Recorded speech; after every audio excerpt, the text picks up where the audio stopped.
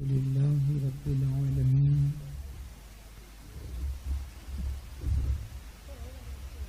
والعاقبة للمتقين والصلاة والسلام على سيد الأنبياء والمرسلين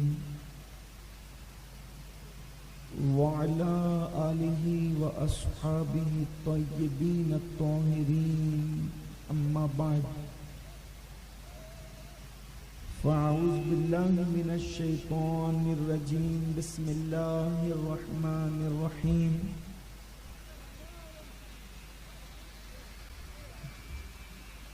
واذكر في الكتاب إبراهيم إنه كان صديقا نبيا صدق الله العظيم غوث اعظم بمنے بے سرو ساما مددے قبلہ دین مددے کعبہ ایمان مددے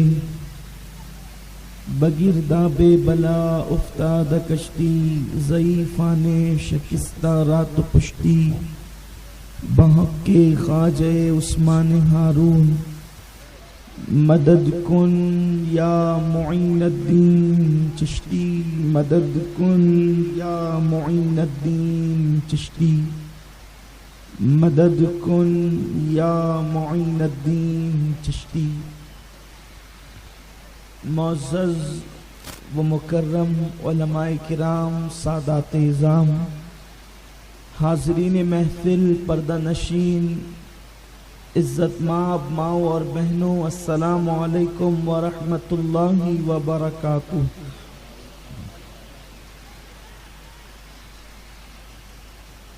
کیا بات ہے، سلام کا جواب بھی نہیں مل رہا ہے، کوئی ناراضگی کا ماحول ایسا لگتا ہے. بھائی سلام کرنا، سلام پڑھنا، سلام کا جواب دینا، یہی تو آپ کا مسلک ہے. تو اگر آپ اس سلام کے معاملے میں ٹھنڈے ہوں گے تو پھر سلامتی کہاں ہوگی؟ السلام علیکم ورحمۃ اللہ وبرکاتہ. الصلاۃ والسلام علیک یا رسول اللہ، الصلاۃ والسلام علیک یا نبی اللہ، الصلاۃ والسلام علیک یا حبیب اللہ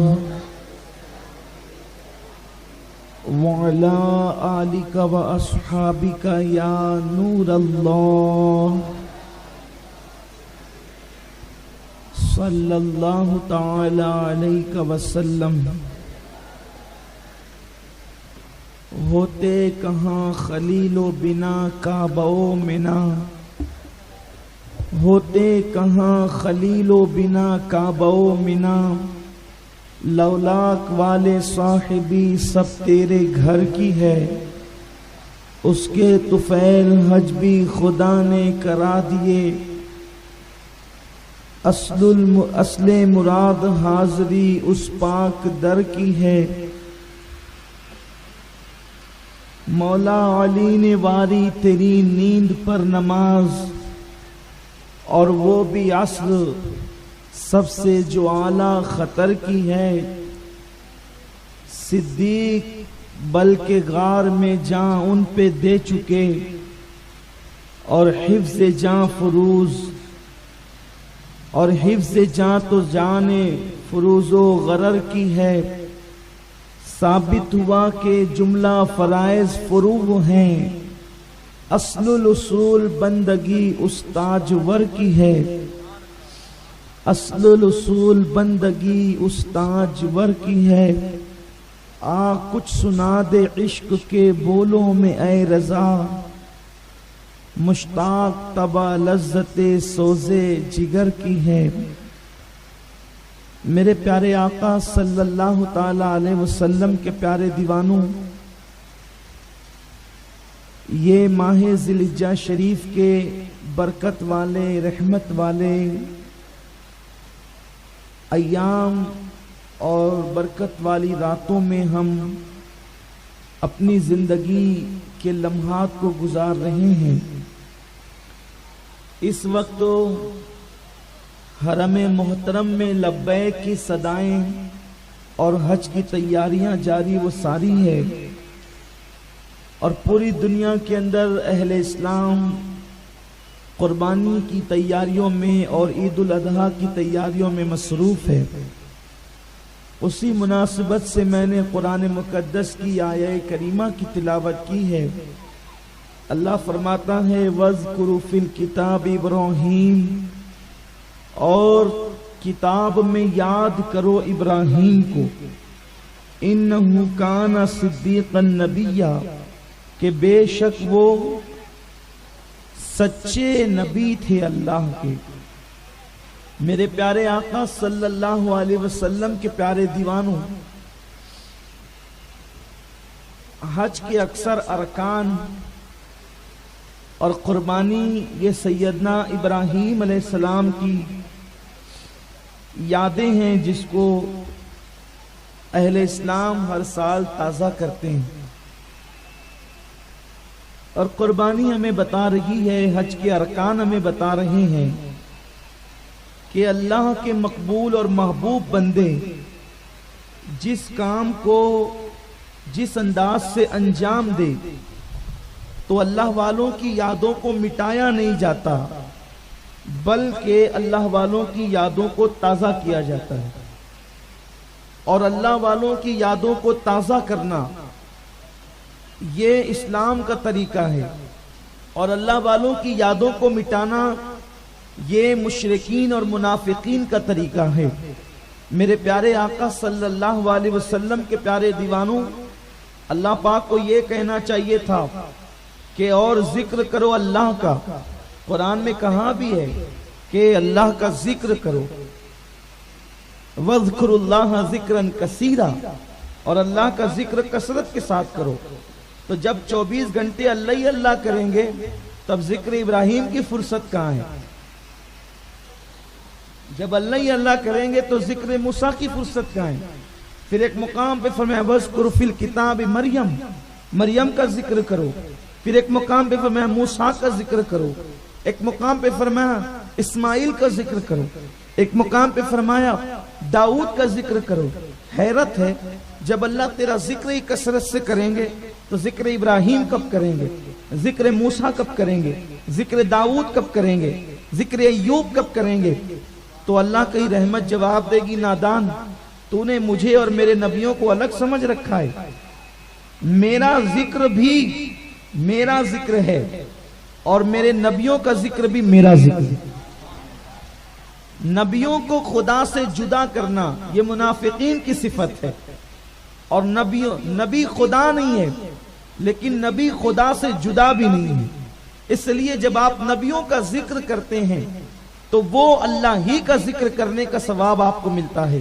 اب آپ دیکھیں ان انبیاء کرام کے ذکر سے ہمیں کس قدر زندگی گزارنے کے پیمانے ملتے ہیں، زندگی گزارنے کے خطوط ملتے ہیں، مشعل راہ ہے انبیاء کرام کی زندگی۔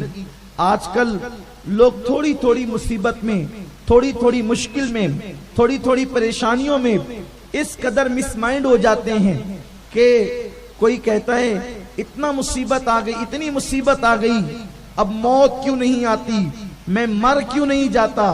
اللہ اکبر، میرے آقا صلی اللہ علیہ وسلم نے فرمایا مصیبتوں سے تھک ہار کر موت کی دعا کرنا اسلام اس کی بھی اجازت نہیں دیتا۔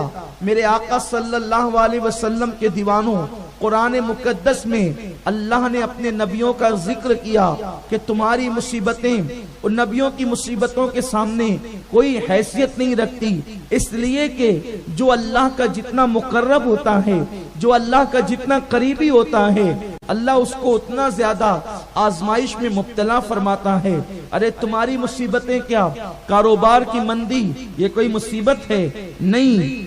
بال بچوں کی تکلیف یہ کوئی مصیبت ہے؟ نہیں۔ اللہ اکبر، ہم تو دنیا میں آنے کے بعد، دنیا میں قدم رکھنے کے بعد کبھی کبھی مصیبتوں میں مبتلا ہوتے ہیں، پھر خوشیاں بھی مل جاتی ہیں، پھر راحتیں بھی مل جاتی ہیں۔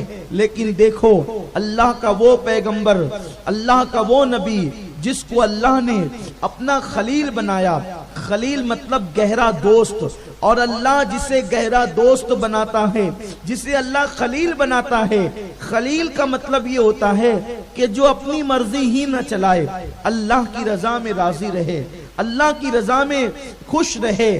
آپ دیکھیں حضرت ابراہیم علیہ السلام کی پیدائش سے پہلے ایسے حالات بن گئے، ایسے معاملات بن گئے، ایسا ماحول بن گیا کہ نمرود نے اپنے دہشت گرد کارندوں کے ذریعے سے یہ اعلان کروا دیا کہ میرا خواب، اور خواب کی تعبیر یہ ہے کہ ایک بندہ پیدا ہوگا جو میری سلطنت کے ٹکڑے ٹکڑے کر دے گا، جو میری سلطنت کا خاتمہ کر دے گا۔ اس نے اپنے خواب کی تعبیر اپنے نجومیوں سے پوچھی۔ حیرت کی بات یہ ہے خود کو خدا کہنے والا اتنا بھی علم نہیں رکھتا تھا کہ اسے اپنے خود کے خواب کی تعبیر معلوم ہو۔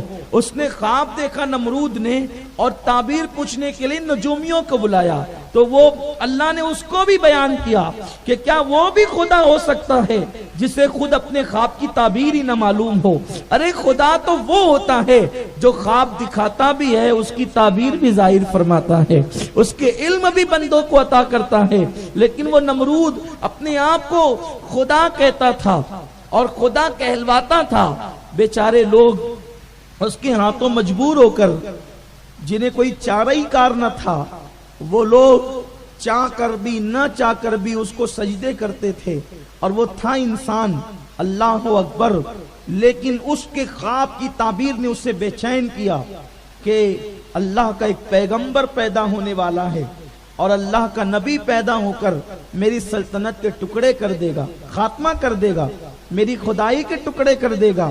اس سے پتہ چلا کہ نبی کی پیدائش ایسے روا رمی میں نہیں ہو جاتی، نبی کی پیدائش ایسے چلتے پھرتے نہیں ہو جاتی، بلکہ نبی وہ ہوتا ہے کہ جب وہ پیدا بھی نہیں ہوتا تو اللہ دشمنوں کے ذریعے بھی ڈنکے بجواتا ہے اور دوستوں کے ذریعے بھی ڈنکے بجواتا ہے۔ اچھا، جب نبی پیدا نہیں ہوتا تو نبی کی پیدائش سے پہلے دشمن بھی ڈنکے پیٹتے ہیں، لیکن پیدائش کے بعد دشمن ڈنکے نہیں پیٹتے، پیدائش کے بعد تو جشن دوستوں ہی منایا کرتے ہیں، اس لیے کہ پیدائش سے پہلے خواب دکھا کر کے ان کو خواب سے بیدار کیا جاتا ہے۔ تو ظاہر سی بات ہے وہ پریشان ہوتے ہیں، تو وہ کہتے ہیں ہم نبی کو پیدا ہونے نہیں دیں گے۔ گویا کہ ہر دشمن نبی کو خطرہ ہے کہ نبی کی ولادت نہ ہونے پائے۔ تو جب پیدا نہیں ہوئے تھے تو دشمنوں کا پلان تھا نبی کو پیدا ہونے نہیں دیں گے، اور جب نبی پیدا ہو گئے تو اب دشمنوں کو خطرہ یہ ہے کہ ولادت منانے نہیں دیں گے۔ یہ سب سے بڑا مسئلہ ہے۔ لیکن اللہ کو پیدا کرنا مقصود، اس نے پیدا کیا، اور اس کو جشن منانا مقصود، تو ایسے بندے بھی پیدا کر دیے کہ جو اپنا مال منال سب خرچ کرتے ہیں نبی کی میلاد پر، اور نبی کی آمد کے جشن بھی مناتے ہیں۔ تو جناب خلیل اللہ علیہ السلام کی ولادت سے پہلے حالات ایسے پیدا ہوئے، نمرود نے کہا نبی پیدا نہیں ہونا چاہیے، اور اس کے لیے اس نے بہت زیادہ اہتمام کیا کہ جو مرد اس قابل ہیں کہ ان کے بچے پیدا ہو سکتے ہیں وہ اپنی عورتوں کے قریب نہ جائیں، اور جو بچے پیدا ہوں ان لڑکوں کو قتل کر دیا جائے۔ اسی سے ملتا جلتا معاملہ جناب موسیٰ علیہ السلام کا بھی ہے۔ لیکن حضرت ابراہیم علیہ السلام کی امی جان جب ان کے شکم میں ابراہیم علیہ السلام تشریف لائے، تو چونکہ یہ بات حیا کی ہے لیکن اشارہ کر کے گزرنا چاہتا ہوں، جب بچہ ماں کے پیٹ میں آتا ہے تو نظر آتا ہے کہ شکم میں بچہ ہے، لیکن جب نمرود کے دہشت گرد کارندے کتوں کی طرح گھومنے لگے گلیوں میں کہ جس عورت کے پیٹ میں بچہ ہو دیکھنے پر ہی پتہ چل جائے گا کہ بچہ ہے، لیکن ابراہیم علیہ السلام جب ماں کے پیٹ میں تھے تو وہ پیٹ بڑا نہیں، ابراہیم علیہ السلام کے آنے کے بعد بھی نہیں بڑھا۔ اللہ کا نبی گویا کہ عام انسانوں کی طرح دنیا میں نہیں آتا ہے، وہ ماں کے پیٹ میں بھی آتا ہے تو لوگوں کو پتہ نہیں چلتا کہ نبی ماں کے پیٹ میں تشریف لا چکا ہے، ماں کے پیٹ میں نبی کی آمد ہو چکی ہے۔ اور جب ولادت ابراہیم کا وقت آیا تو آپ کی امی جان نے ان کے والد جناب طارق ابن ناخور کو ساتھ میں لیا اور کہا کہ اب بچے کی ولادت کا وقت قریب آتا ہے. تو جناب ابراہیم کی والدہ اور ان کے والد دونوں ایک جنگل کی طرف رخ کرتے ہیں اور ایک غار میں جاتے ہیں اور اس غار میں حضرت ابراہیم علیہ السلام کی ولادت ہوتی ہے. ماں کو خوف ہوا کہ اگر میری غیر حاضری محلے والوں کو پتا چل گئی کہ میں محلے میں نہیں ہوں تو وہ مجھے ڈھونڈتے ڈھونڈتے ہو سکتا ہے یہاں تک کہ آ جائیں. تو جناب ابراہیم علیہ السلام کی والدہ نے حضرت سیدنا ابراہیم علیہ السلام کو جو ہے اسی غار میں رکھا اور اتنے نورانی چہرے والے تھے ابراہیم اس لیے کہ ان کی پیشانی میں نور مصطفیٰ صلی اللہ علیہ وسلم چمک رہا تھا. نور مصطفیٰ کی جلوہ گری تھی. حضرت ابراہیم علیہ السلام کی امی جان ان کو غار میں رکھتی ہے اور آنسو پوچھتے ہوئے وہاں سے نکلتی ہے. لیکن جب غار سے نکلی ہے اپنے شوہر جناب طارق کے ساتھ تو پلٹ کر دیکھتی ہے لیکن ایک جملہ کہتی ہے اللہ میں نے اپنے بچے کو تیری امان میں دے دیا اور یہ کہہ کر کے پلٹ کر جاتی ہے. اور جب 3 دن کے بعد ابراہیم علیہ السلام کی امی جان واپس لوٹی جنگل میں تو خیال یہ تھا کہیں میرے بچے کو درندے تو نہیں لے گئے, کہیں میرے بچے کو شیر اور چیتے تو نہیں لے گئے, کہیں میرے بچے کو بھیڑیا تو نہیں لے گیا. اس لیے کہ یہ وہ درندے ہیں جن کی بو انسان کی بو جن کے ناک میں آتی ہے اور یہ انسان کو چیر پھاڑ کھاتے ہیں. لیکن جب 3 دن کے بعد سیدنا ابراہیم علیہ السلام کی امی جان اس غار میں پہنچی تو کیا منظر دیکھا کہ شیر چیتے بھیڑیے درندے اس غار کے ارد گرد چکر لگا رہے ہیں. لیکن جب چکر لگاتے دیکھا ماں کی ممتا تڑپ گئی. مجھے خوف جس بات کا تھا کہیں وہی واقعہ اور حادثہ نہ ہو گیا ہو. میں نے پہلے ہی سوچا تھا کہ درندوں کو بو آتی ہے انسان کی وہ میرے بچے کو کھا نہ جائیں. لیکن جیسے ہی وہ ارد گرد چکر لگا رہے تھے حضرت ابراہیم علیہ السلام کی والدہ سے اللہ نے خوف اٹھا لیا. اور جب آپ غار میں گئی تو کیا دیکھا کہ وہ ابراہیم کو کھانے کے لیے نہیں بلکہ وہ ابراہیم علیہ السلام کا پہرا دینے کے لیے آئے ہیں. اور اللہ کا ننھا سا پیغمبر جو 3 دن کا ہے وہ اپنے انگوٹھے کو منہ میں ڈال کر کے چوس رہا ہے اور حضرت ابراہیم علیہ السلام کے انگوٹھے سے دودھ جاری ہے. یہ اللہ کے نبی کی شان ہے. آپ نے ماں کا دودھ نہیں مل سکا تو اپنا انگوٹھا چوسا اور اللہ نے اللہ کے نبی کو انگوٹھے سے دودھ پلایا. ان کے انگوٹھے سے دودھ جاری ہوا. یہ حضرت ابراہیم علیہ السلام ماں نے چھپا کر کے 11 یا 13 سال تک اسی غار میں رکھا ابراہیم علیہ السلام کو. حضرت سیدنا ابراہیم علیہ السلام اسی غار میں 11 یا 13 سال تک رہے کیونکہ ننھا سا بچہ بستی میں لے جاؤں گی تو نمرود پوچھے گا کہ میرے اعلان کے بعد ہی یہ بچہ پیدا ہوا ہے, میرے بچے کو قتل نہ کرا دے. تو 11 یا 13 سال کی عمر آپ کی غار میں ہوئی. سوچو اللہ کے نبی نے کیسے امتحان کے ساتھ زندگی گزاری. غار میں رہے 11 یا 13 سال تک. زبان پر کبھی شکایت بھی نہیں آئی, کبھی شکوہ بھی نہیں آیا. حضرت ابراہیم علیہ السلام نے 11 یا 13 سال کی عمر میں کہا امی مجھے شہر میں تو لے کر کے چلو, مجھے بستی میں تو لے کر کے چلو. ماں نے پھر حضرت ابراہیم علیہ السلام کے کہنے پر انہیں بستی میں لے گئی. جب بستی میں گئے تو لوگوں کو یوں لگا کہ یہ کتنا خوبصورت جوان ہے. آپ تھے 11 یا 13 سال کی عمر کے لیکن چونکہ اللہ کے نبی تھے تو آپ اس عمر میں بھی جوان لڑکے لگتے تھے. تو لوگوں نے دیکھا بڑا خوبصورت ہے. لوگ جمع ہو گئے, چچا جمع ہوا, کچھ لوگوں نے رشتہ دار جمع ہوئے. جب سب جمع ہو گئے تو ابراہیم علیہ السلام نے بڑی سادگی سے کہا لوگوں میں اپنے رب کو پہچاننا چاہتا ہوں, میرا رب کون ہے, بتاؤ میرا رب کون ہے. سب معلوم ہے اس لیے کہ نبی وہ ہوتا ہے جو اللہ کی طرف سے سیکھ کر کے آتا ہے. نبی کو کسی کے پاس سیکھنے نہیں جانا پڑتا, نبی کو کسی کے پاس جو ہے شاگردی اختیار نہیں کرنی پڑتی اپنے جیسے انسان کے ساتھ. ارے جس نے دودھ انگوٹھے میں جاری کر دیا اس اللہ نے کیا نہ سکھایا ہوگا اپنے ابراہیم کو. لیکن چونکہ اگر آپ آ کر ڈائریکٹ قوم کے سامنے جو ہے تقریر شروع کرتے تو قوم کہتی ہے وہی ہے جس کا خواب نمرود نے دیکھا تھا. تو آپ نے بات حکمت سے شروع کی. فرمایا لوگوں مجھے اپنے رب کی تلاش ہے, بتاؤ میرا رب کون ہے. تو قوم کو نے سوچا کہ یہ نیا جوان بستی میں آیا ہے, اس کے مائنڈ کو ہائیجیک کیا جائے. تو انہوں نے تارا دکھا کے کہا ابراہیم یہ تیرا رب ہے. تو آپ نے اچھا اسے میرا رب کہتے ہو؟ یہ میرا رب ہے، سوالیہ طور پہ کہا یہ میرا رب ہے؟ تو انہوں نے کہا ہاں یہ تیرا رب ہے۔ آپ نے اسے دیکھا، جب صبح ہوئی، صبح ہوتے ہوتے وہ تارا ڈوب گیا۔ آپ نے فرمایا جو ڈوب جائے وہ بھی خدا ہوتا ہے؟ ارے جو ڈوب جائے وہ بھی خدا ہوتا ہے؟ ارے آسمان میں ڈوبنے والا بھی خدا نہیں ہوتا، دریا میں ڈوبنے والا خدا کیسے ہو سکتا ہے؟ ہاں وہ بھی آسمان میں جو ہو اور وہ صبح ہوتے ہوتے ڈوب جائے تو آسمان میں ہو کر ڈوبنے والا خدا نہیں، تو دریا سمندر میں ناچ ناچ کر کے جسے ڈبا دیا جائے وہ خدا کیسے ہو گئے؟ اس کے پاس بھی کوئی جانے کی جگہ ہے، وہ بھی وہاں بھی منت مانگنے کی جگہ ہے، وہاں بھی اگربتیاں سلگانے کی جگہ ہے۔ اور حیرت ہے مسلمان بھی جا رہے ہیں، اور جانے کے بعد مسلمان کیسے؟ او نادان، ڈوبنے والا خدا نہیں ہوتا، جو ڈوبنے کو ترا دیتا ہے وہ میرا خدا ہے۔ اس خدا کو چھوڑ کر ڈوبنے والے پاس جاتے ہو۔ مسلمان عورتیں اسکارف لگا کر منتیں مانگنے جا رہی ہیں، ہائی لائٹ کیا جا رہا ہے اسے، واٹس ایپ پہ ہائی لائٹ کیا جا رہا ہے۔ ہاں اب یہاں بھی آ رہے ہیں برقع پوش، وہ برقع پوش مشرک تو ہو سکتی ہے لیکن اسلام کا نظریہ نہیں بدل سکتا۔ لا الہ الا اللہ، اللہ کے سوا کوئی معبود نہیں ہے۔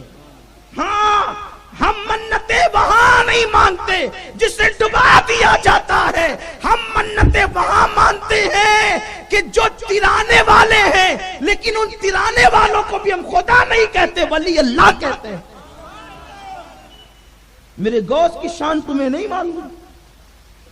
ہر ترانے والے کو بھی ہم خدا نہیں کہتے، کیونکہ کچھ بندے ایسے ہیں کہ اس خدا نے ترانے کی طاقت دی۔ بات میں بہت دور نہ چلی جائے لیکن اشارہ دینا چاہتا ہوں، میرے غوث نے نہیں ترایا، میرے غوث نے نہیں ترایا۔ اچھا کشتیاں ترانا بھی کچھ آسان ہے، لیکن میرے غوث نے تو ایسی کشتی ترائی جسے ڈوبے ہوئے 12 سال ہو گئے، جسے ڈوبے ہوئے 12 سال ہو گئے تھے۔ بس اشارہ دے کر گزرنا چاہتا ہوں تاکہ لوگوں کو دماغ آئے، ارے منتی مانگنا ہے تو میرے غوث کی مانگ جس نے 12 سال کی کشتی ڈبائی۔ پھر بھی ہم اسے عبد القادر، انہیں عبد القادر کہتے ہیں، عبد القادر کہتے ہیں، اور جو عبد ہو وہ خدا نہیں ہو سکتا، اور جو خدا ہو وہ عبد نہیں ہو سکتا۔ میرے غوث کا نام بھی میرے اللہ نے عبد القادر ہی رکھوایا ان کے ماں باپ سے، تاکہ قدرت بھی دیکھ کر کے لوگ انہیں عبد القادر ہی کہے، اور پھر یہ اندازہ ہو جائے جب عبد القادر کی یہ شان ہے تو قادر کی شان کا عالم کیا۔ اس لیے مصیبتوں سے تنگ آ کر ہمیں کہیں جانے کی ضرورت نہیں، اور اللہ نے تو اتنے آستانے ہمیں عطا فرمائے ہیں، روزانہ ایک ایک دن بھی ایک ایک آستانے پہ جائیں گے تو زندگی ختم ہوگی، آستانے ختم نہیں ہوں۔ جن کے آستانے نہیں ہیں، جن کے پاس آستانے نہیں ہیں وہ بھٹکتے ہیں، ہمارے یہاں تو اتنے آستانے کہ زندگی ختم ہوگی، آستانے ختم نہیں ہوں گے۔ اس لیے یاد رکھیں، میرے غوث کی شان عرض کرنا چاہ رہا تھا، لیکن آپ سنتے رہتے ہیں غوث پاک کی محفلوں میں، جنہوں نے نہیں سنا ان کو اشارہ دینا چاہتا ہوں۔ سرکار غوث العظم دستگیر جو ہے وہ عصر کی نماز کے بعد دجلہ کے کنارے نکلے ہیں سیر کے لیے۔ دیکھا ایک بڑھیا تھلیا لے کر آتی ہے اور آنسو پوچھتی ہے۔ میرے غوث نے خادم سے کہا ذرا پوچھنا وہ بڑھیا روتی کیوں ہے؟ دیکھو بھائیو، رلانا تو سب کو آتا ہے، لیکن روتوں کی آنسو پوچھنا یہ اللہ والوں کی شان ہے۔ اس کا مذہب نہ پوچھا، اس کا مسلک نہ پوچھا، اس کا نسب نہ پوچھا، اس کا گھر محلہ نہ پوچھا، روتی کیوں ہے؟ اس لیے کہ اللہ والوں کو رلانا نہیں آتا، وہ روتوں کو ہنسانا جانتے ہیں، وہ رونے والوں کو مسکرانے کا شعور عطا کرتے ہیں۔ وہ کیا لوگ تھے، اللہ اللہ۔ فرمایا جا پوچھ۔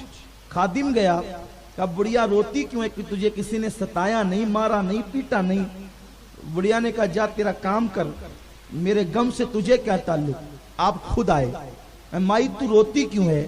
نظر اٹھا کے دیکھا تو کچھ چہرے ایسے ہوتے ہیں پھر جن چہروں کی باتیں کاٹی نہیں جاتی، دشمن بھی وہاں ڈھیر ہو جاتے ہیں، میرے غوث کو اس نے کہا کہ میرے غم سے آپ کو تعلق کیا ہے؟ او پوچھنے والے اگر پوچھتا ہے تو سن لے، مجھے کسی نے مارا نہیں، ستایا نہیں، پیٹا نہیں، تکلیف نہیں پہنچائی، لیکن بات یہ ہے کہ دجلہ پہ جب آتی ہوں تو ایک لوتا بیٹا یاد آتا ہے۔ جوانی میں بیوہ ہو گئی، بچے کی پرورش کی، جوان کیا، رات و دن ایک خواب تھا کہ میرا بیٹا جوان ہوگا تو بڑی دھوم دھام سے اس کی شادی کروں گی۔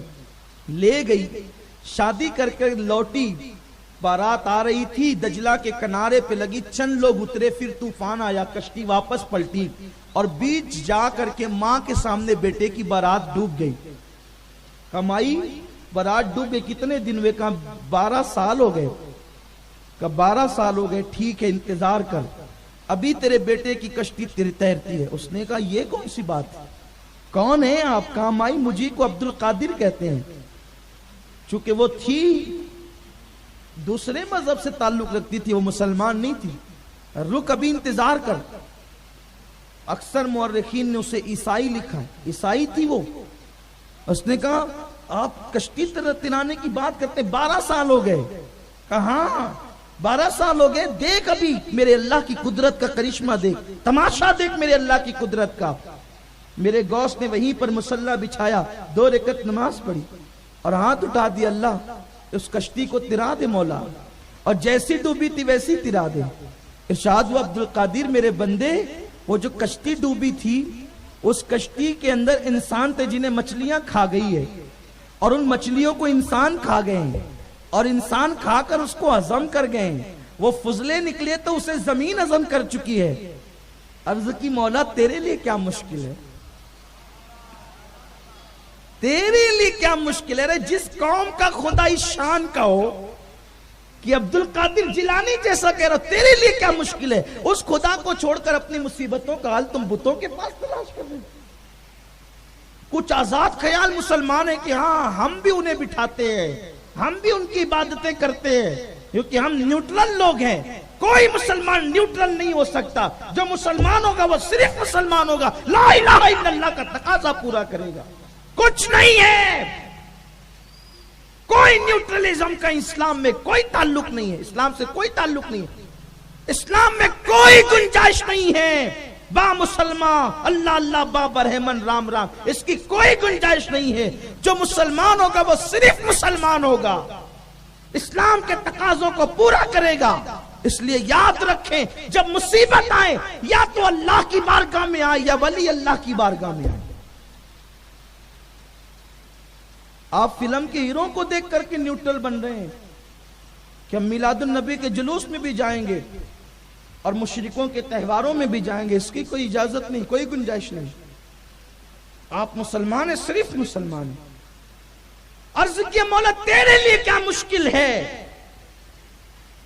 ارشاد و عبد القادر میرے بندے کچھ اور مانگ لے، یہ رہنے دے۔ میرے غوث نے اپنا جبہ اتارا، اس کے تیری عزت کی قسم یہ اتار دیتا ہوں، اگر تو نے یہ کام نہ کیا مولا میری خاطر زندگی پر میں لباس نہ پہنوں۔ ندائی میرے بندے اسی تیری ادا پر تو ساری کائنات قربان ہے، اور تیرا یہ یقین ہمیں اچھا لگتا ہے، اب میری قدرت کا کرشمہ دیکھ لے۔ اور اس کے بعد جب دریا کی طرف نظر کی ہے تو لوگ بھی دیکھ رہے تھے، جو کشتی ڈوبی تھی 12 برس کی وہ اوپر تیر گئی ہے، اوپر تیر گئی۔ بڑھیا نے کہا عبد القادر جیلانی، یہ خاص بات ہے، شاید اپنی ابھی تک یہ نہیں سنا ہوگا۔ بڑھیا نے کہا عبد القادر میری عمر تو بڑھ گئی، اب بیٹا جو زندہ ہو گیا، بہو جو زندہ ہو گئی، تو گویا کہ 12 سال میری زندگی کے زیادہ گزر گئے، اب میں جلدی سے مر جاؤں گی، اب میں جلدی سے مر جاؤں گی، بیٹی اور بہو کی خوشیاں نہیں دیکھ سکوں گی۔ فرمایا جا بڑھیا، میں نے اللہ سے یہ بھی دعا کر دی کہ جو 12 سال تیرے غم میں گزری، اللہ نے اتنی عمر بھی تیری بڑھا دی ہے، اب تجھے بہو اور بیٹے کی خوشیاں دیکھنا بھی نصیب ہوگی۔ پھر اس نے کہا کہ اب میں پیچھے کیوں رہوں، ارے جس قوم کے بندے کا یہ عالم ہے اس قوم کے خدا کا عالم کیا ہوگا۔ پڑھا کلمہ، میں بھی مسلمان ہوتی ہوں، اور اس دلہا کو بھی مسلمان کیا، صرف مسلمان نہیں کیا، سینہ لگا کر ولایت بھی عطا فرما دی۔ برسوں عبادت سے جو مرتبے نہیں ملتے، اللہ تبارک و تعالیٰ نے اس بندے کو میرے غوث کے سینے کے صدقے مقام عطا فرما۔ تو عرض یہ کر رہا تھا، حضرت ابراہیم علیہ السلام نے کہا جو ڈوب جائے وہ بھی خدا ہوتا ہے، تو پھر دوسرے دن انہوں نے دوسرا ہتھکنڈا استعمال کیا، دلیل تو تھی نہیں ان کے پاس، تو انہوں نے چاند کو دیکھا کہ یہ خدا ہے، اچھا یہ خدا ہے، اسے دیکھ کر کہا اچھا یہ خدا ہے، پھر وہ بھی ڈوب گیا صبح ہوتے ہوتے، کہا جو ڈوب جاتا ہے میں اسے خدا نہیں سمجھتا۔ وہ کوئی جواب نہیں دے سکے۔ میرے ابراہیم علیہ السلام نے کہا میں اپنے رب کو جاننا چاہتا ہوں، ہے اس کا پتہ؟ تو پھر صبح کو سورج نکلا، کہا یہ بڑا خدا ہے، رب اکبر ہے یہ، اچھا یہ خدا ہے۔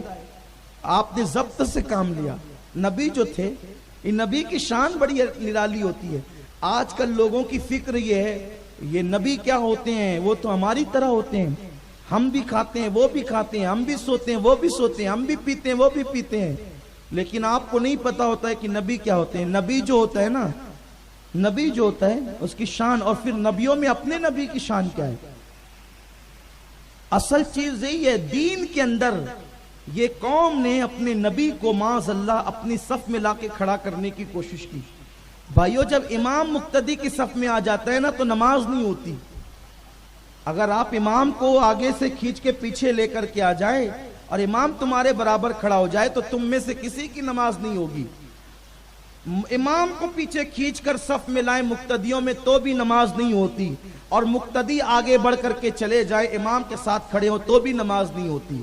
اب آپ مجھے بتائیں کہ تمہاری مسجد کا امام اگر تمہارے صف میں آ کے کھڑا ہو جائے تو تمہاری نماز نہ ہو، اور تم اس کے ساتھ جا کر کھڑے ہو جاؤ تو تمہاری نماز نہ ہو۔ اب آپ مجھے بتائیں امام الانبیاء کو آپ اپنی صف میں لا کے کھڑا کرنا چاہتے، لا تو نہیں سکتے، لیکن جیسے وہ امام کو کھینچ کر اپنی صف میں لاتے ان کی نماز نہیں، ویسے جو نبی کو اپنی صف میں کھڑا کرنا چاہتے ان کا ایمان نہیں، وہ مومن نہیں ہو سکتے۔ نبی کیا ہوتا ہے؟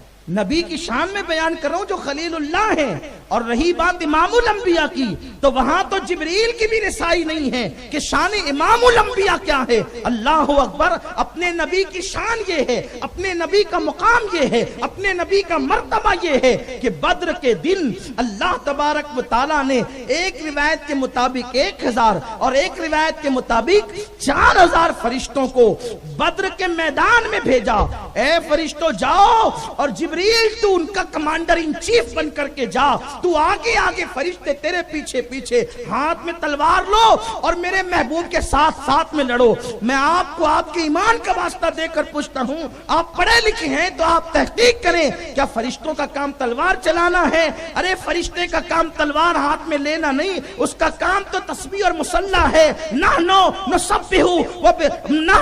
نسبح بحمدک ونقدس لک، ہم تو تیری تسبیح اور تحلیل کرتے ہیں۔ ارے جنہیں تسبیح پہ ناز ہے، اللہ نے فرمایا تسبیح اور مصلی تمہارا کام ہے، لیکن اب میرا حبیب جو تلوار لے کر میدان میں آ گیا ہے تو فرشتوں اب اٹھو مصلی سے، چھوڑو تسبیح کو، اب میرے حبیب کے پیچھے پیچھے تلوار لے کر کے چلو۔ کل تک کے رکوع سجدہ تمہاری عبادت تھی، اب مصطفیٰ کے پیچھے تلوار لے کر چلنا تمہاری عبادت ہے۔ تمہارا کام لڑنا نہیں، تمہارا کام لڑنا نہیں، لیکن حبیب جو میدان میں آیا تو تم بھی میدان میں جاؤ۔ ورنہ ایک فرشتے میں اتنی طاقت ہے کہ پر مار دیتا تو بدر میں سارے کافر ہلاک ہو جاتے۔ یہ نہیں کہا کہ جا کے پر مار تو ہلاک ہو جائے، نہیں، پر مارنے سے بھی لڑائی ہوگی، لیکن حبیب کے ہاتھ میں جو تلوار آ گئی تو فرشتہ اب تم نے بھی تلوار ہی لینا ہے۔ یہ محبوب کا مقام ہے، یہ حبیب کا مرتبہ ہے۔ ورنہ ایک ہی فرشتہ کافی تھا بدر کو الٹنے کے لیے۔ جب قوم لوط کو پوری زمین الٹ دی گئی تو بدر والوں میں کیا طاقت تھی، لیکن کہا نہیں، فرشتہ پر مارے گا، چونکہ حبیب جو آ گیا ہے، حبیب تلوار لے کے آیا تو فرشتوں کو بھی تلوار دے کر کے کہا گیا عبادت کچھ نہیں ہے، ادائے حبیب کا نام ہی عبادت ہے۔ اور کیا عبادت ہے؟ وہ فرشتے نحنو نسبح بحمدک ونقدس لک کہہ رہے تھے، ہم تیری تسبیح کرتے ہیں اس لیے خلافت ہمیں ملنی چاہیے۔ تو اللہ فرما رہا ہے کہ یہ تسبیح صرف عبادت نہیں ہے، حبیب کے پیچھے چلنا عبادت، میرے محبوب کے پیچھے۔ اور ایک خاص بات آپ کو بتانا چاہتا ہوں جو بہت اہم ہے۔ جو لوگ یہ عقیدہ رکھتے نا حضور کیا ہیں، وہ تو بس پیغام دینے آئے تھے، پیغام پہنچا کے چلے گئے، یہ نہیں ہے حضور کی شان صرف، معاذ اللہ استغفر اللہ۔ اپنے نبی کی شان کیا ہے؟ دیکھو بدر میں فرشتوں کو بھیجا کس نے؟ بات سمجھ رہے ہیں آپ میری؟ بھیجا کس نے؟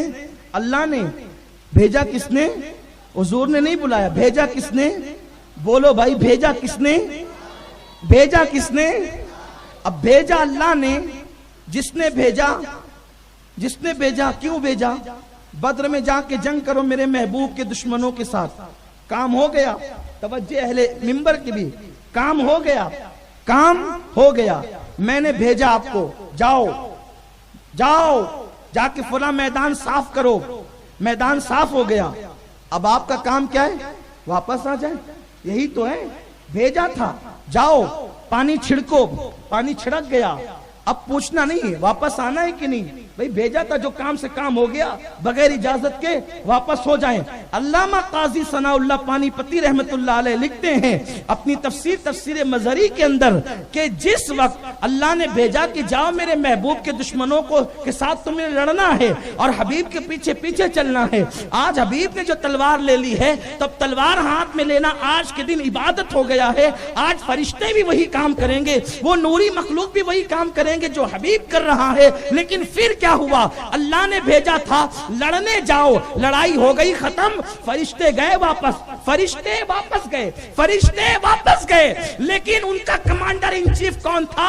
سید الملائکہ جبریل امین. وہ جبریل جو پلک جھپکنے سے پہلے آتا ہے, پلک جھپکنے سے پہلے جاتا ہے. لیکن پھر کیا ہوا؟ اللہ اکبر, جب وہ واپس گئے اس وقت حضور علیہ الصلوۃ والتسلیم نے اپنی نماز پڑھانی شروع کی. جو نمازیں چھٹی ہوئی تھی پڑھانی شروع کی. صحابہ کرام نے دیکھا آقا کریم صلی اللہ علیہ وسلم نماز میں مسکرا رہے ہیں, اور اتنا مسکرا رہے ہیں کہ دار شریف جو ہے نظر آ رہی ہے. نماز مکمل ہوئی اور صحابہ نے عرض کیا او میرے آقا, ہماری جان کائنات کی جان, ایمان کی جان, ایمان کا ایمان, آقا بتائیں تو نماز میں آج آپ اتنا مسکرا کیوں رہے تھے؟ مجھے صرف ایک بات بتائیں, جب مصلی پیچھے کھڑا ہوتا ہے تو امام ہنس رہا ہے, مسکرا رہا ہے, کیا کر رہا ہے؟ کوئی نظر آتا ہے؟ نہیں نظر آتا, کیونکہ نظریں نیچی ہو تو نظر نہیں آتا. لیکن صحابہ کہتے ہیں آقا آپ کیوں مسکرا رہے تھے؟ اس کا مطلب یہ ہے کہ صحابہ کی نماز یہ تھی, وہ اللہ کی نماز پڑھتے تھے اور مصطفیٰ کا چہرہ دیکھتے تھے, حبیب کا چہرہ دیکھتے تھے. یہ کس کا مسلک ہے؟ یہ صحابہ کا مسلک ہے, یہ صحابہ کی فکر ہے, یہ صحابہ کا انداز ہے. بہرحال انہوں نے پوچھا آقا آپ کیوں مسکرا رہے تھے؟ اب حضور فرماتے ہیں مسکرا اس لیے رہا تھا کیونکہ جبریل آیا تھا فرشتوں کو لے کر کہ لڑائی ہو. لڑائی کس سے ہو؟ دشمنان رسول سے لڑائی ہو. لیکن جب کام کر چکا تو وہ گیا, اور جب اس نے پہلے آسمان پہ دستک دی, دروازہ کھولو, دروازہ کھولو. کیوں کھولو دروازہ؟ کھولو کیوں کھولو؟ کیونکہ سدرا کا مکین اب سدرا پر جانے والا ہے. جبریل کا گھر کہاں ہے؟ سدرا پر ہے, سدرۃ المنتہا پہ جانے والا. اللہ نے فرمایا جبریل دروازہ کیوں کھولے؟ اللہ کام ہو گیا, کام سے فارغ ہو گیا, واپس آیا. اللہ نے پوچھا جبریل میرے محبوب سے پوچھ کے آیا ہے کہ بغیر پوچھے آیا ہے؟ عرض کی مولا کام تو نے دیا تھا, کام مکمل ہو گیا, واپس آ گیا. کہا نہیں, آج دروازہ اس وقت تک کھلے گا نہیں جب تک تو میرے محبوب سے اجازت لے کر نہیں آئے گا. جا واپس جا, واپس جا, واپس جا, اور پہلے حبیب سے اجازت لے, اس کے بعد دروازہ کھلے گا.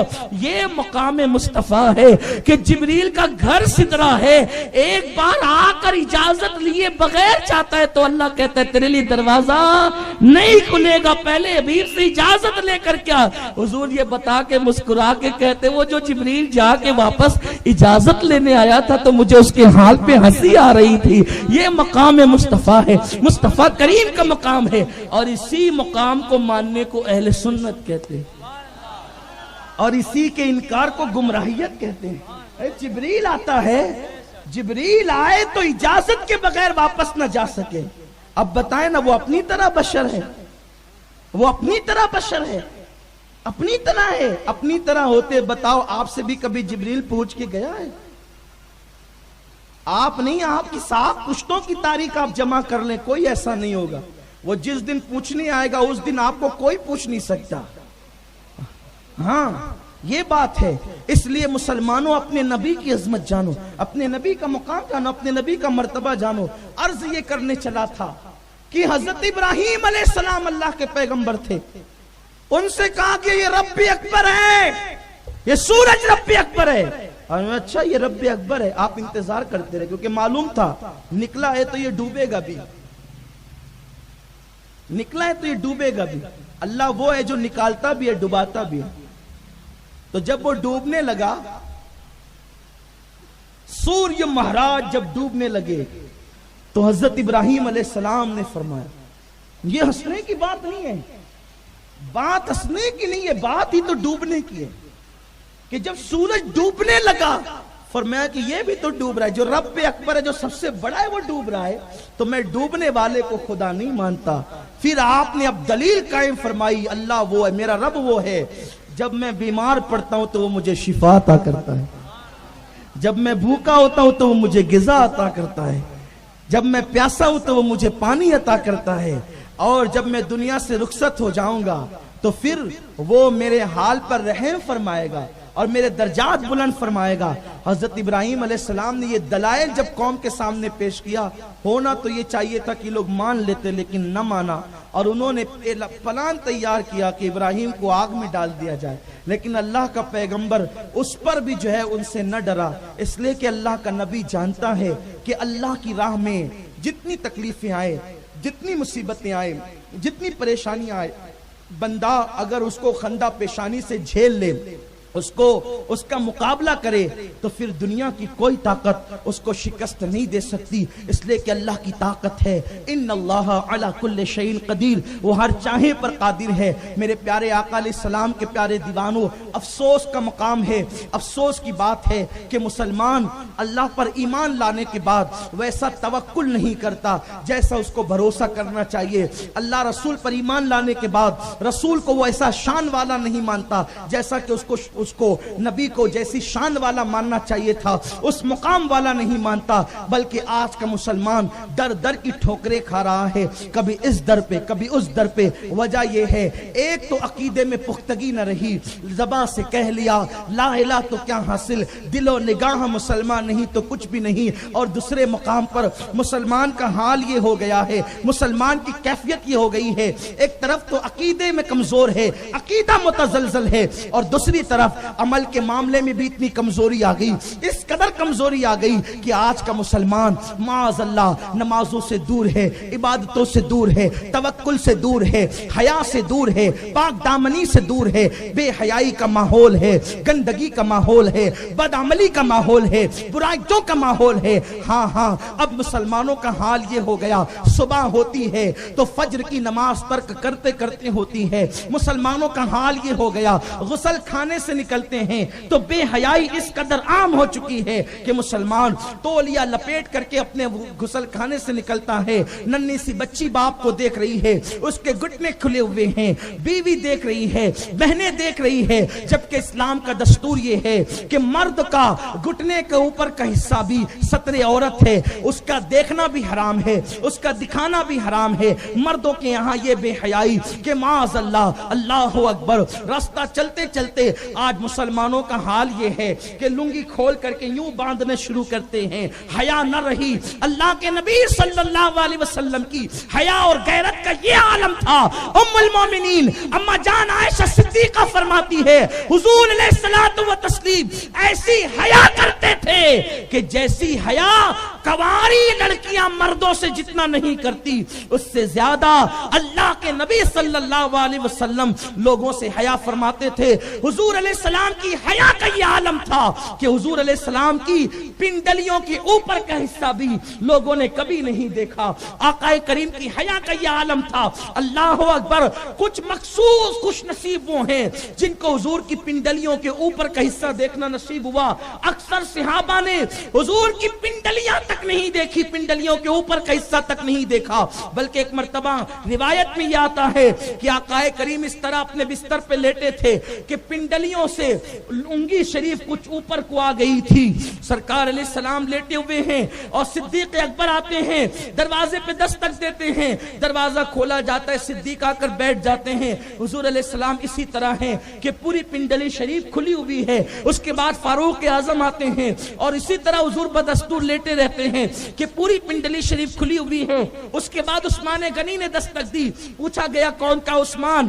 میرے آقا علیہ السلام پہلے اٹھ کر بیٹھے، پنڈلیوں پہ لنگی شریف کا کپڑا ڈالا اور اس کے بعد پھر ان کو کو اندر بلایا، تینوں یاروں کے درمیان حضور نے باتیں کی، تینوں اٹھ کر چلے گئے۔ اما جان عائشہ صدیقہ نے عرض کیا یا رسول اللہ میرے ماں باپ آپ پہ قربان، میرے ابا ابو بکر آئے آپ کی پنڈلیاں کھلی رہی، عمر آئے پنڈلیاں کھلی رہی، لیکن جب عثمان آئے آقا آپ نے پنڈلیوں پہ کپڑا ڈال لیا۔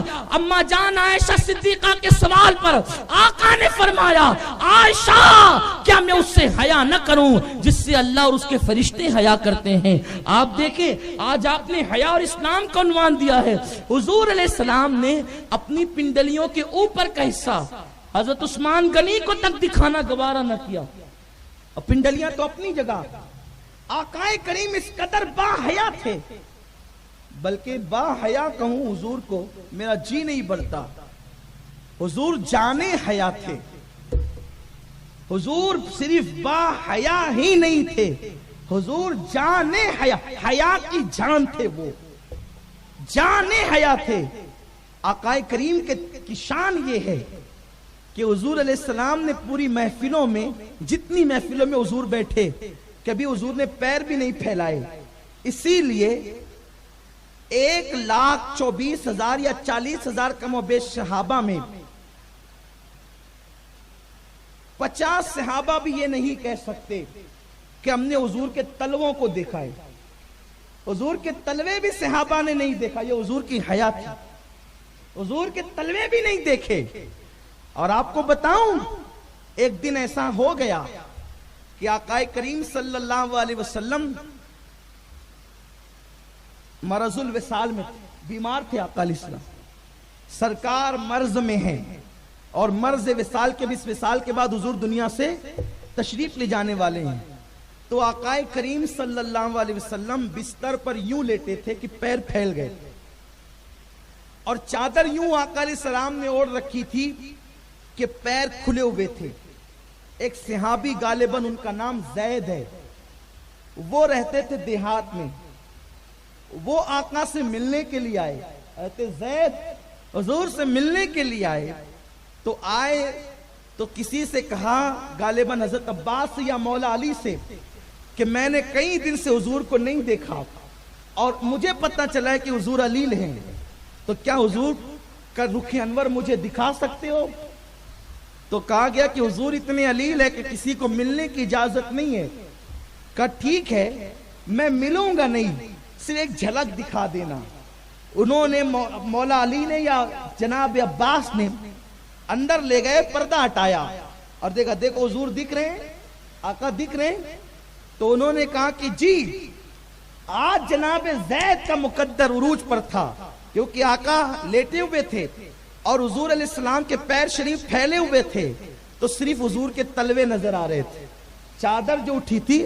اب تک زید نے تلوے رسول نہیں دیکھا تھا، صرف آج حضور کے تلوے دکھ رہے تھے۔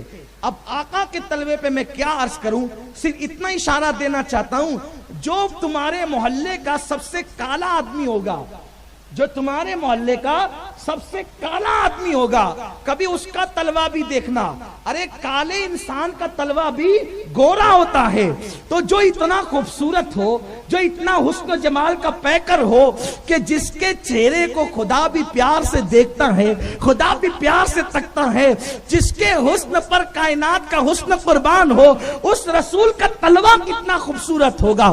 اب اگر اس تلوے کا حسن بیان کیا جائے تو یہ ایک الگ عنوان اور الگ تقریر ہے۔ بس صرف اتنا کہنا چاہتا ہوں، امام فرماتے ہیں آسماں، بلکہ استاد زمن فرماتے ہیں آسماں گر تیرے تلووں کا نظارہ کرتا، آسماں گر تیرے تلوہ گر نظارہ کرتا، اس کا مطلب آسمان نے تلوہ رسول دیکھا نہیں ہے۔ ارے پیر ہی نہیں پھیلایا، حیا اتنی تھی اس لیے تلوہ دیکھا ہی نہیں ہے۔ اگر وہ دیکھ لیتا تو کیا کرتا؟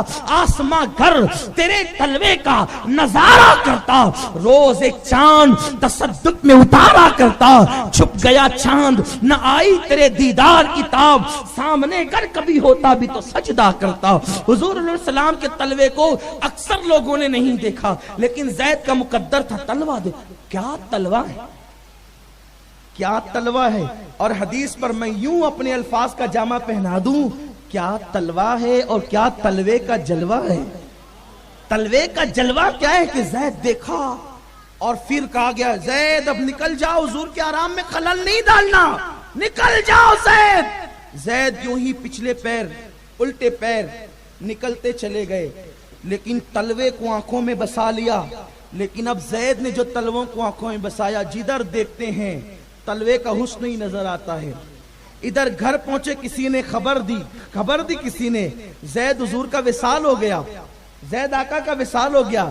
زید کہتے اللہ آخری چیز میں نے تیرے محبوب کا تلوہ دیکھا ہے، اب تو ایک کام کر مولا، میری آنکھوں کا نور چھین لے، میری آنکھوں کی روشنی چھین لے، کیونکہ حضور کا تلوہ اتنا خوبصورت ہے کہ اب تلوہ دیکھنے کے بعد اب کسی کا چہرہ دیکھنا بھی میرے دل کو گوارا نہیں ہے۔ اسی لیے اہل سنت کا امام کہتا ہے تیرے تلووں میں جو ہو، تیرے تلووں میں جو ہے غیر کا منہ کیا دیکھے، کون نظروں پہ چڑھے دیکھ کے تلوہ تیرا، تیرے قدموں میں جو ہے غیر کا منہ کیا دیکھے، کون نظروں پہ چڑھے دیکھ کے تلوہ تیرا۔ تو حضور سید عالم علیہ الصلوۃ والتسلیم کی یہ خصوصیات تھی، اتنے باحیا تھے آقا کہ میرے سرکار نے کبھی کسی کے سامنے پیر بھی نہیں پھیلائے کہ لوگ حضور کا تلوہ دیکھ سکیں۔ لیکن آج اس امت کی بے حیائی کا عالم یہ ہے کہ لوگ معاذ اللہ بالکل بے ترتیبی سے کبھی تاویل باندھ کے نکلتے ہیں، اور اب تو اتنی بے حیائی عام ہو چکی ہے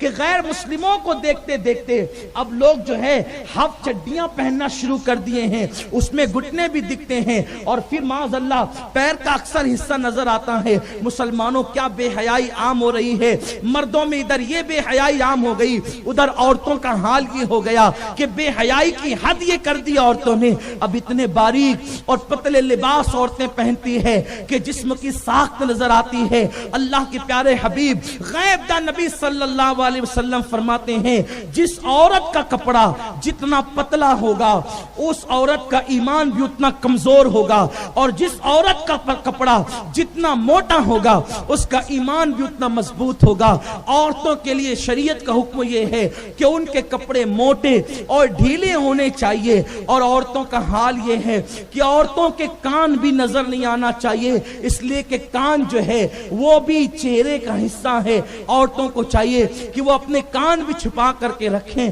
لیکن ہائے کیا لوگوں کو ہو گیا، دین سے دوری کا یہ حال ہو گیا کہ مردوں نے بھی بے حیائی اختیار کی، عورتوں نے بھی، اور اب قوم کی چھوٹی چھوٹی بچیاں اور بچے اپنے ماں باپ کو دیکھ کر وہ بھی بے حیائی کے راستے پہ چل پڑے۔ ہمارے بزرگوں نے فرمایا کہ تم اپنے چھوٹی بچیوں کو بھی چھوٹی آستین کے کپڑے یا پتلے کپڑے نہ پہنایا کرو بچیوں کو، اس لیے کہ بچپن میں جب بچیوں کو عادت پڑتی ہے چھوٹی آستین کے کپڑوں کی یا پتلے کپڑوں کی تو دھیرے دھیرے بڑی ہو کر بھی وہ وہی پہنتی ہے۔ جب چھوٹی آستین کے کپڑے اور پتلے کپڑے یہود و نصارہ نے ایجاد کیے، مارکیٹ میں بیچنا شروع کیا تو سارے مذہب کے لوگوں نے خریدا، مسلمان عورتوں نے نہیں خریدا۔ تو انہوں نے مجلس کی، انہوں نے میٹنگ کی کہ آخر مسلم عورتیں یہ پتلے اور چھوٹی آستین کے کپڑے اور بڑے گلے کے کپڑے کیوں نہیں خریدتی۔ تو اس وقت ان کی میٹنگ میں یہ بات اس نتیجے پہ پہنچی، دراصل مسلمانوں کو بچپن ہی سے بیٹیوں کو بڑے کپڑے اور بڑی آستین کے کپڑے اور موٹے کپڑے پہننے کی عادت ہے، تو وہ جوان ہو کر اب یہ کپڑے نہیں پسند کرتی۔ اس لیے اگر ان کی بچیوں کو بگاڑنا ہے تو بچپن کے بچیوں کے کپڑے ایسے سلاؤ، پتلے بھی ہوں، چھوٹی آستین کے بھی ہوں، بالکل شارٹ ہوں۔ بچیوں کو ایسے کپڑے سلانے میں کوئی حرج نہیں ہے بظاہر، لیکن بچپنے سے اس کو شارٹ کرتا، شارٹ فراق اور چھوٹی آستین کے کپڑوں کی جب عادت پڑتی ہے تو بڑی ہو کر بچیاں بھی وہی پہنتی ہے۔ اس لیے اگر بچپن سے ہم اپنی بچیوں کو فل آستین کے کپڑے سلائیں، موٹے کپڑے سلائیں تو ان کو بچپنے سے عادت پڑے گی، اور جب وہ جوان ہوگی کہ شریعت کے احکامات جب اس پر نافذ ہوں گے تو پھر وہ پتلے کپڑوں کو پسند نہیں کرے گی، وہ چھوٹی آستین کے کپڑوں کو پسند نہیں کرے گی۔ میں نے شریعت کا مسئلہ پچھلے دنوں بھی بتایا تھا، آج بھی بتاتا ہوں کہ شریعت کی تاکید تو اتنی ہے حیا کے حوالے سے کہ کوئی لڑکی اگر جوان ہو جائے تو اپنے कोहनियों के ऊपर का हिस्सा भी वो बिला उज़्र शरई अपनी माँ को नहीं दिखा सकती। अब मेरे भाइयों बताओ, तो जब वो अपनी माँ के सामने बहुत छोटी आस्तीन के कपड़े पहनकर नहीं जा सकती, तो वो आम लोगों के सामने पहनकर कैसे जा सकती है? इस्लाम हया का मजहब है, इस्लाम पारसाई का मजहब है। आका अलैहिस्सलाम ने जो औरतें पाजामा यानी शलवार पहनती है, उन औरतों के लिए हुजूर ने रहमत की दुआ की कि जो औरतें यानी कि पाजामा छोटी जो पायचों के पाजामे पहनती है, हुजूर ने उनके लिए रहमत की दुआ की। तो सहाबा ने अर्ज की, हुजूर आप जो औरतें छोटी पैचे के पाजामे पहनती है, आप उनके लिए रहमत की दुआ कर रहे हैं? आका फरमाते हैं हाँ, क्योंकि उसमें पर्दा ज्यादा है, क्योंकि ये ऊपर को उठेगा तो ऊपर को उठने के बाद ये ज्यादा जो है वो नजर नहीं आएगा, ज्यादा हिस्सा। नींद में भी ये हिस्सा नजर ऊपर को चढ़ेगा तो बेपर्दगी नहीं होगी। इसलिए पाजामा पहनने वाली, और वो भी छोटी पैचे के पाजामा पहनने वाली औरतों के लिए मेरे आका ने रहमत की दुआ फरमाई है। अल्लाह के हबीब सल्लल्लाहु अलैहि वसल्लम फरमाते हैं, अल्लाहु अकबर। बल्कि एक बात यहाँ आई है तो आखिर में अर्ज कर दूं, ये कपड़े पाजामे कुर्ते ये तो अपनी जगह है। हदीस पाक में आता है कि जब तक औरत सर पे दुपट्टे डाली रहती है, उसके घर में रहमत के फरिश्ते आते हैं, और जैसे ही वो अपने सर से दुपट्टा हटा लेती है तो उसके घर से रहमत के फरिश्ते चले जाते हैं। अल्लामा इस्माइल हक़ी रहमतुल्लाहि ताला अलैह रिवायत लिखते हैं कि जब इब्राहीम अलैहिस्सलाम को नमरूदियों ने आग में डालना चाहा तो मेंजनीक बनाई। मेंजनीक वो एक आला था, उसका रस्से से उसको खींचा जाता था, और जब रस्सा छोड़ दिया जाता था तो जा करके वो जो चीज होती थी उस पे लगता था, और वो चीज दूर जा करके गिरती थी, उसको मेंजनीक कहते हैं। ठीक है, तो नमरूदियों ने भी मेंजनीक बनाई, रोजाना प्रैक्टिस के तौर पे खींचते थे तो वो रस्सा खिंचाता था। अब उन लोगों ने इब्राहिम अलैहिस्सलाम के कपड़े कुर्ते को उतारा, और उतार कर इब्राहिम अलैहिस्सलाम को मेंजनीक पे बिठा दिया कि रस्सा जैसे खींचेंगे, खींच के छोड़ेंगे तो इब्राहिम को वो पटका जाके लगेगा और वो सीधा जा करके आग में पहुंच जाएंगे। अब उन लोगों ने खूब प्रैक्टिस कर ली, लेकिन जब इब्राहिम अलैहिस्सलाम को ला के बिठाया, अब जो रस्सा खींचना चाहते हैं रस्सा, तो उनसे रस्सा खींचा नहीं जाता। क्यों नहीं खींचा जाता था रस्सा? इसलिए कि फरिश्ते रोने लगे, अल्लाह तेरा इब्राहिम जो तेरी मोहब्बत में कुर्बानियां ही देता आ रहा है, आज वो आग में जलेगा। अल्लाह ने फरमाया जाओ, मैं तुम्हें इजाजत देता हूं, अगर तुम उसकी मदद कर सकते हो तो करो।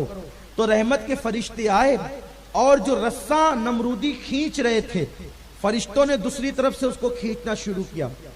तो फरिश्तों की ताकत के आगे तो इनकी ताकत फेल हो गई, तो रस्सा उनसे खिंचाता नहीं था। ये पसीने पसीने हो गए, तंग आ गए कि कल तक के खिंचाने वाला रस्सा, बल्कि इब्राहिम अलैहिस्सलाम को बिठाने से पहले तक खिंचाने वाला रस्सा अब हमसे खींचा नहीं जाता।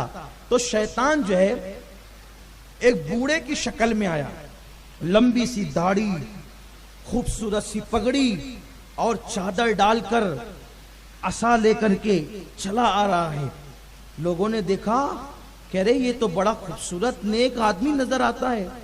वो आया और आने के बाद का, लोगों क्या तकलीफ है तुम्हें, क्या परेशानी है? तो उन्होंने कहा, शेख ए बुजुर्ग, परेशानी ये है कि थोड़ी देर पहले तक ये रस्सा खींच रहे थे तो खिंचा रहा था, और अभी नहीं खिंचाता रस्सा। इब्राहिम को बिठा दिया तो नहीं खिंचाता। शैतान का जो सबसे दिलचस्प उन्वान है वो नबी की बेअदबी और गुस्ताखी है। इसलिए दुनिया में जो भी नबी का बेअदब होगा, कितने भी अच्छे कपड़े हो, कितनी भी अच्छा मामा हो, कितनी भी खूबसूरत दाढ़ी हो, कैसा भी असा हो उसके पास, जुब्बा कितना खूबसूरत हो, अगर है नबी का बेअदब तो वो है शैतान। शैतान की पहचान ही है। तो शैतान आया कैसे? बुजुर्ग बनके। एक बात आपके समझ में आती है, देखो कभी आपको पता चला ये शैतान रहता कहाँ है? आप बुखारी उठा लें, मुस्लिम उठा लें, तिरमिजी उठा लें, इब्ने माजा उठा लें, निसाई उठा लें, तफासिर इब्ने अब्बास से लेकर साहिब नईमी तक, कोई मुफस्सिर या कोई मुहद्दिस شیطان کا محلہ آپ کو نہیں بتا سکتا کہ وہ کہاں رہتا ہے. کیوں؟ اس لیے کہ وہ ہر جگہ رہتا ہے نا بھائی؟ بولو، ہر جگہ رہتا ہے. اچھا شیطان دو چار ہے کہ ایک ہی ہے؟ اب میں تقریر نہیں کرتا کیونکہ اب گفتگو تو ختم ہی ہونی ہے، لیکن میں آپ سے پوچھتا ہوں، آپ بتائیں شیطان ایک ہے کہ کئی ایک ہے؟ بولو بھائی، ایسے بولو گے یعنی میں نے 50 منٹ 55 منٹ بولا، اس کی کوئی قدر ہی نہیں ہے. آپ 2 جملے نہیں بول سکتے. سب متفق ہے ایک ہے. اچھا کتنے لوگ متفق ہے؟ ذرا ہاتھ اٹھائے تو ایک ہے. باقی لوگ 2 4 ہے، 6 8 ہے، 50 60 ہے. بولو بھائی ایک ہی ہے نا شیطان؟ تو اٹھاتے کیوں نہیں ہاتھ؟ میں پھنساؤں گا تھوڑی نا آپ کو. شیطان ایک ہی ہے نا؟ بولو بھائی ایک ہی ہے شیطان. اچھا شیطان اللہ کا محبوب ہے کہ مردود ہے؟ بولو، ارے زور سے آواز آ جائے. مردود ہے. پھر حدیث پاک بچہ پیدا ہو تو کچوکے مارنے آتا ہے. ایک وقت میں 50 جگہ بچہ پیدا ہو. شیطان ایک ہی ہے تو کچوکے مارنے بھی آیا. جب روح نکلتی ہے تو بہکانے آتا ہے. پیدائش کے وقت بھی حاضر، پیدائش کے وقت بھی حاضر، موت کے وقت بھی حاضر، مرنے والوں کو بھی بہکا رہا ہے. سوال و جواب قبر میں ہو رہے ہیں وہاں بھی حاضر، انہیں بھی بہکا رہا ہے. نماز ہو رہی ہے، وسوسہ ڈالنے کے لیے آ گیا، انہیں بھی بہکا رہا ہے. بولو نماز کب ہوتی ہے؟ ایک منٹ ایسا نہیں ہے دنیا میں کہ جب نماز نہ ہو رہی ہو. بولو ہے؟ نہیں. ہندوستان میں فجر ہو رہی ہے، امریکہ میں عشاء ہو رہی ہے. ہندوستان میں ظہر ہو رہی ہے تو کسی ملک میں فجر ہو رہی ہے.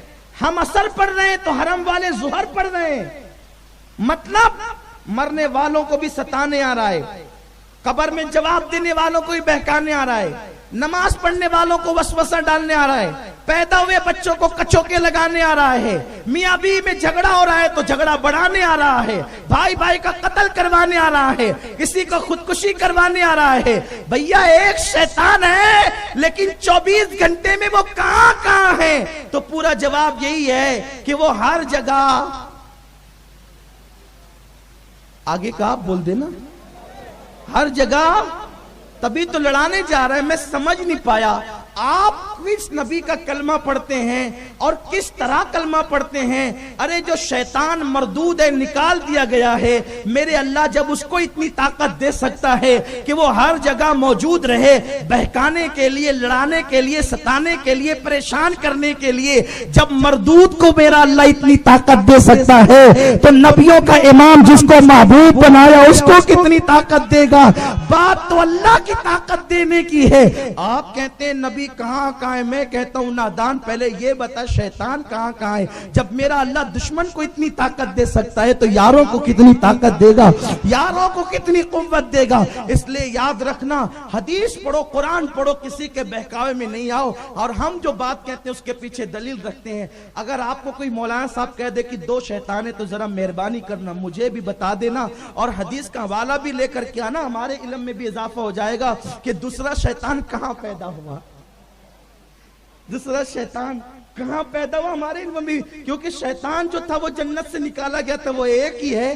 اب جو کہے دوسرا ہے تو وہ ذرا یہ بھی بتا دے کہ وہ کس شہر میں پیدا ہوا، کس محلے میں پیدا ہوا اور کہاں کہے، تو ہمارے علم میں بھی اضافہ ہوگا. رہی بات جس کا ذکر ابلیس کا قرآن میں آیا ہے، جسے شیطان کہا گیا ہے، جو پڑھتے ہیں اعوذ باللہ من الشیطان الرجیم، وہ شیطان ایک ہی، اپنا علم یہی ہے، یہی قرآن اور حدیث ہے. لیکن بہرحال تو بات یہ تھی کہ وہاں شیطان پہنچ گیا.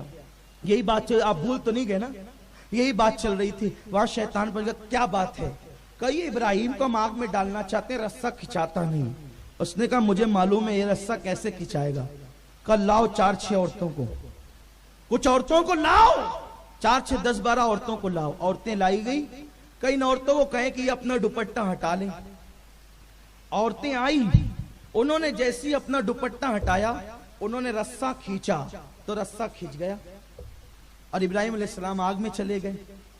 ان لوگوں نے شیطان سے پوچھا او شیطان یہ بتا کہ یہ اس میں حکمت کیا تھی؟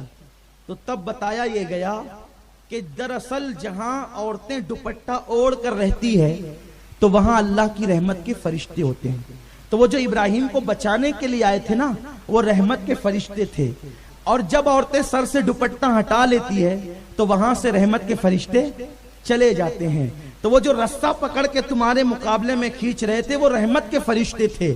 جب عورتوں نے سر سے دوپٹہ ہٹایا تو وہاں سے رحمت کے فرشتے چلے گئے اور رسہ آسانی سے کھچ گیا. اب آپ مجھے بتاؤ میرے بھائیوں, جہاں اللہ کا پیغمبر خلیل علیہ السلام جیسا نبی موجود ہو, اگر وہاں عورتیں سر سے دوپٹہ ہٹا لے تو رحمت کے فرشتے وہاں سے چلے جاتے ہیں. تو اگر آپ کی عورتیں کپڑا دھوتے وقت, کھانا پکاتے وقت سر سے دوپٹہ ہٹا کر, بلکہ اب تو پانی بھرتے وقت تو کمر میں دوپٹہ باندھ کر اگر عورتیں کام کرے گی تو تمہارے محلے میں رحمت کے فرشتے کب آئیں گے اور رحمت کے فرشتے تمہارے گھر میں کب آئیں گے؟ آج جو تم پر مندی, مصیبتیں, تکلیف, بیماریاں, پریشانیاں, مصیبتیں جو ٹوٹ ٹوٹ کر برس رہی ہے, وجہ یہ ہے کہ تمہارے گھروں میں رحمت کے فرشتے نہیں آتے. اگر تم چاہتے ہو کہ رحمت کے فرشتے آئے تو تم اپنی عورتوں کو پابند کرو کہ وہ با حیا بنے اور سر پہ دوپٹہ رکھے. بلکہ عورتوں کو تو یہ بھی لازم ہے کہ جب وہ سوئیں تب بھی ان کے سر پہ دوپٹہ ہونا چاہیے. اب آپ کہیں گے یہ کون سا آپ لے کر کے آئے؟ ہم نیا کچھ نہیں لائے, یہ حدیثوں میں موجود ہے. اب عورتیں دوپٹہ اوڑھ کر کیسے سوئے گی؟ تو عورتوں کے لیے طریقہ یہ ہے کہ وہ ایک کپڑا رکھا کریں, ایک کپڑا رکھا کرے اور وہ کپڑا اپنے سر کو یوں باندھ لیا کریں. یہ طریقہ ہے عورتوں کے سونے کا. عورتیں سوتے وقت بھی دوپٹہ اتارنے سے پرہیز کریں, کیونکہ اب عورتیں کس سے پرہیز کریں؟ ہے تو سامنے شوہر, اب شوہر کے علاوہ کس سے پرہیز کرے؟ تو حکم ہے کہ وہ اللہ کے فرشتوں سے حیا کرے, کیونکہ حیا میرے آقا فرماتے ہیں جو جتنا حیا والا ہوگا اس کا ایمان اتنا ہی مضبوط ہوگا. الحیاء شعبۃ من الایمان, حیا ایمان کا ایک شعبہ ہے.